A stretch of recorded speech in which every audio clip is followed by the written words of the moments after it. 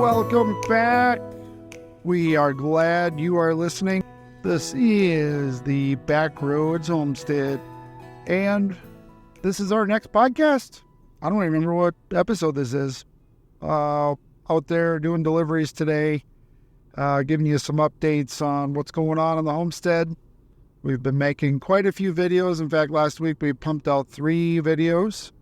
And if you are on the YouTubes or the Twitter, X, or Facebook, or Instagram, or Rumble, you've seen some of these. We also have a Reddit channel. I really don't do much on MeWe anymore. I don't really play on Truth Social. It all comes together through our e-newsletter. So if you go to backroadshomesteading.com, go to the Join tab, you can get on our free e-newsletter list, which kind of has some of its own things that we talk about there that we don't talk about on any of the other social media stuff. And yeah, it's really great seeing so many people joining the newsletter. It also sends out updates. So when we're doing something, a lot of our, private shows or events be shared by newsletter only. So that's something to consider, and it's all free.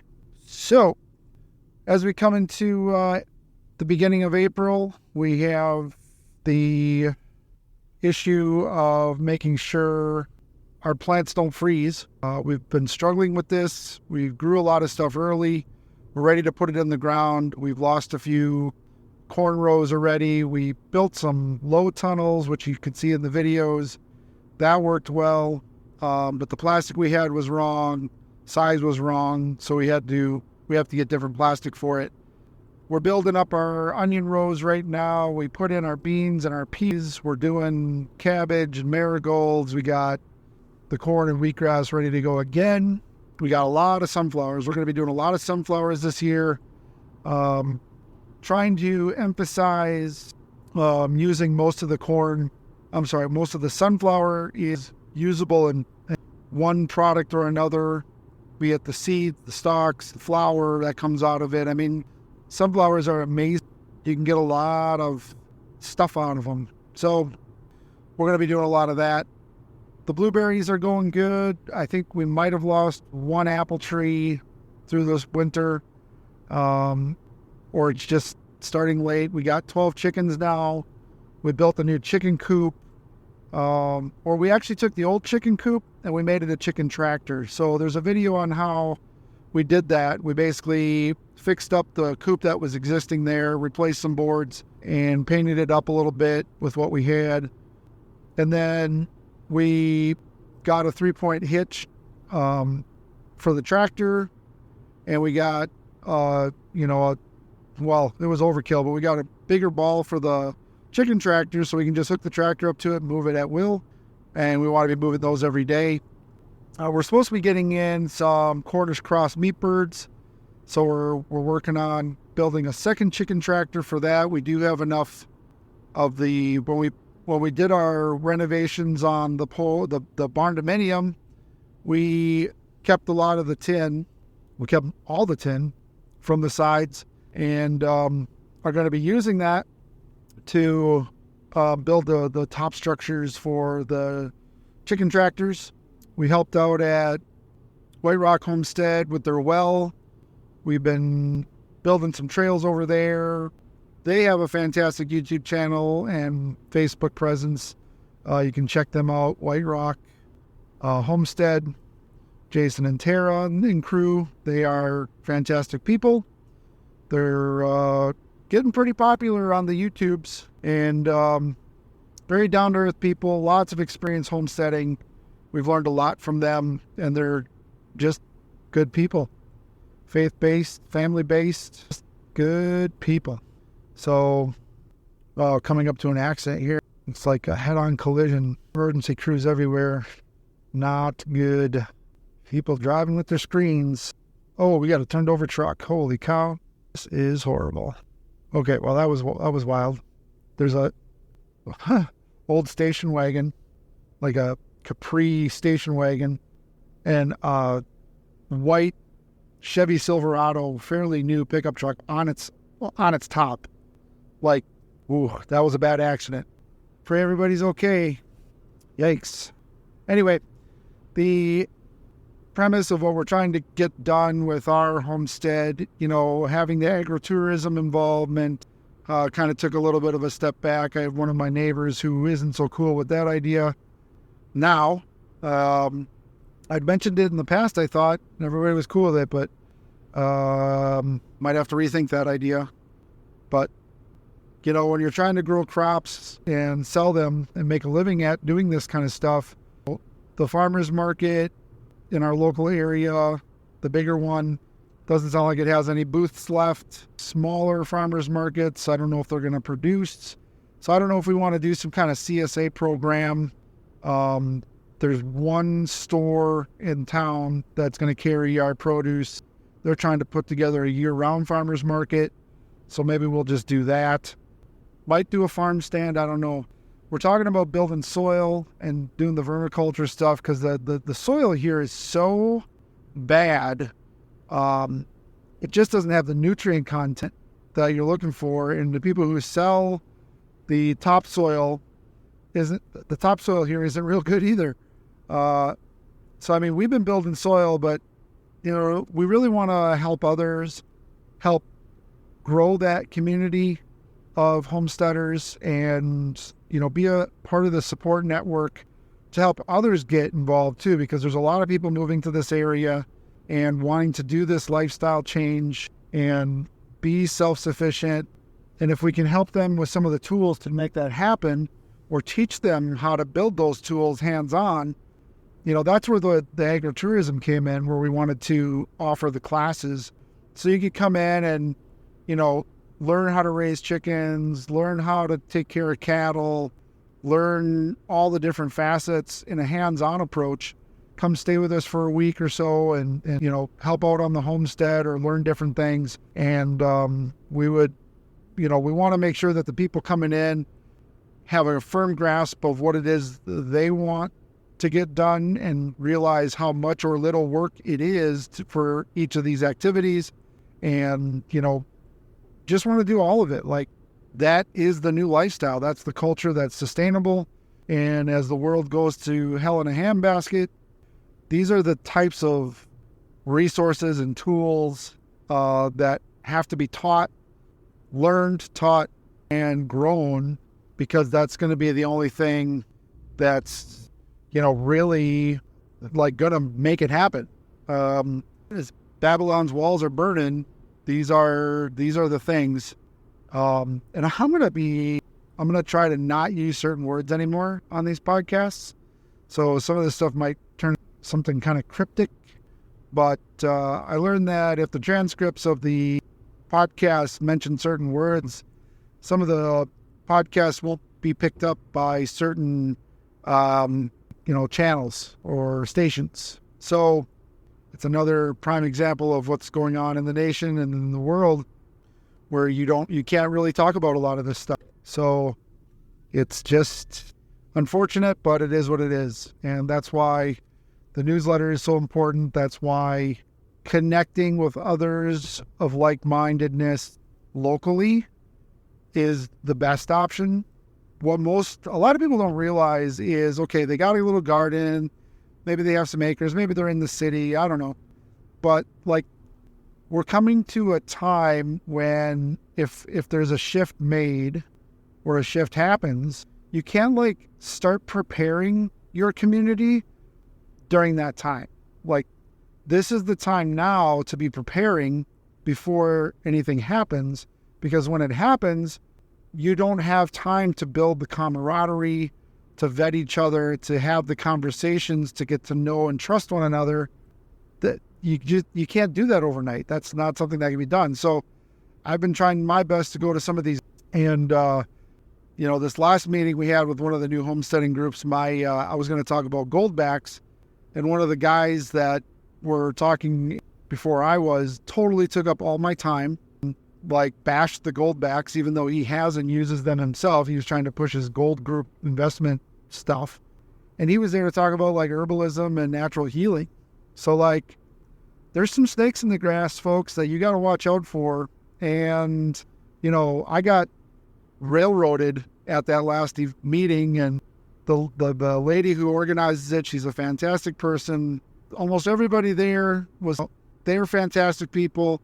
And I brought friends to this meeting, and, this is the group that I think is probably going to, because it has enough smart people running, the group. So we went there.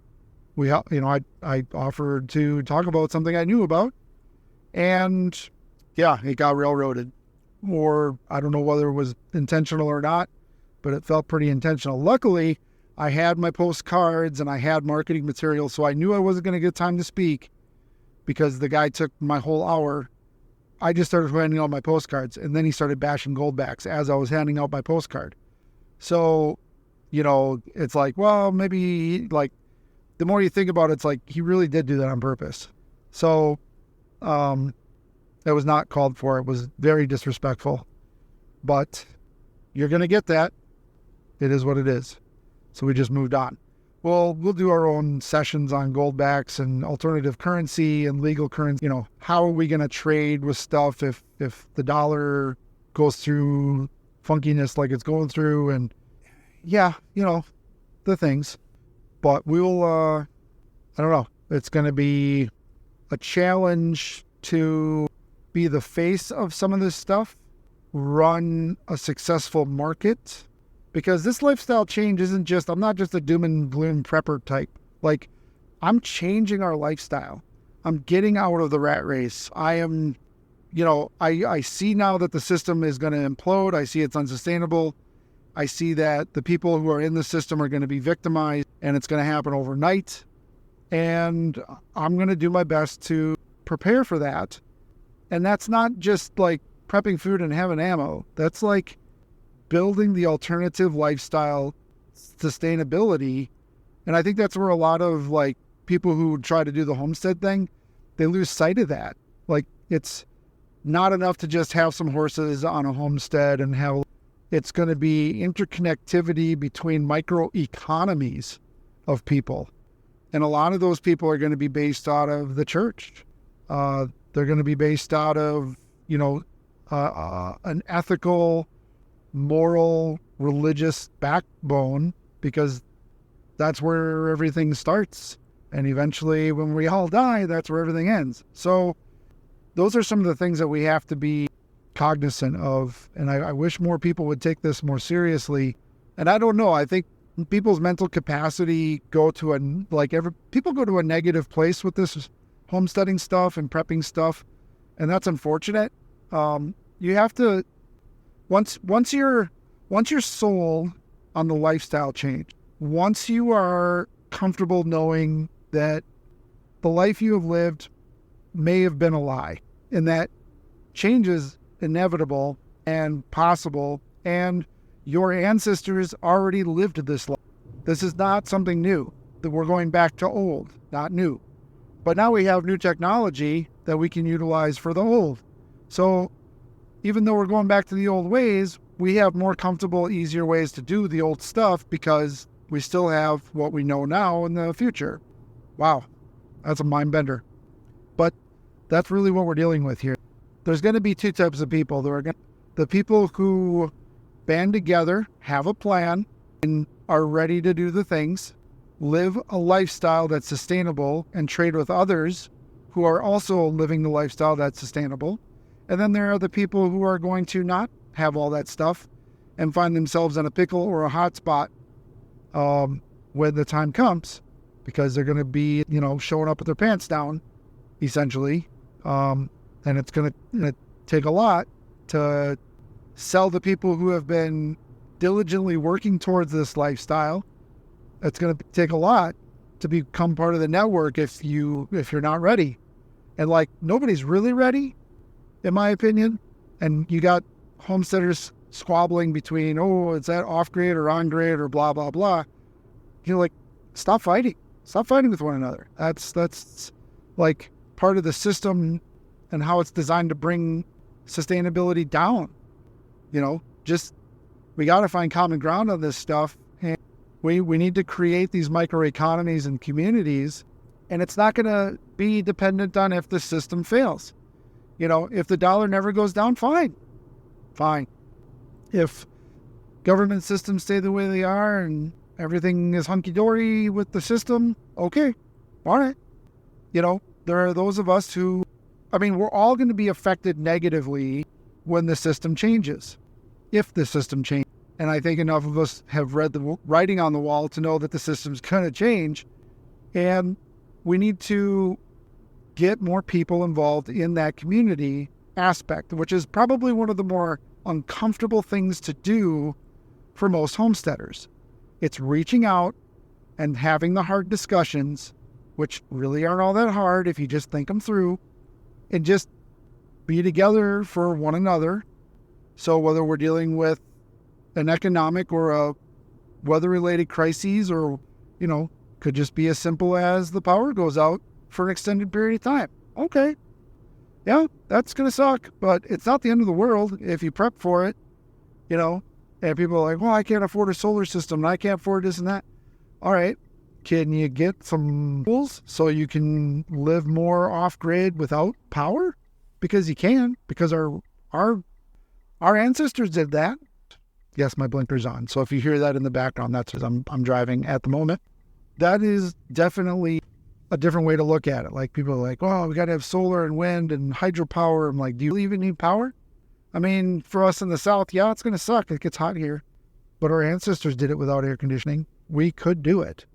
So I think the first life lesson to really consider is, how much power do you need? And what can you do? Put up a laundry line and get a wash basket or an old school manual wash machine and grow your own food and get a manual flour grinder. Like, there's, candles at night, don't have lights on during the day. You basically can live without power for extended periods of time if you have some basic tools. And those tools, folks, are not expensive. Most of these tools that, nobody wants the old wash basin anymore. You find them at an antique store, you get them cheap online or whatever, or find them at a hardware store. Probably not. But like, some of this stuff is going to be worth its weight in gold. Find that old wood stove that has a 4-burner and a bread oven, and maybe the firebox isn't real. Okay, learn how to fix that, or take it to a welding shop, or pick up a cheap stick welder and make a new box, or bend up some steel. And this is stuff that you can work on together. This is the stuff that the community works on together. How can we get some of the radios, get back and have ham radio or GMRS radio, so that if the cell phone power thing goes down, we have some basic communication between longer distances, between our homesteads.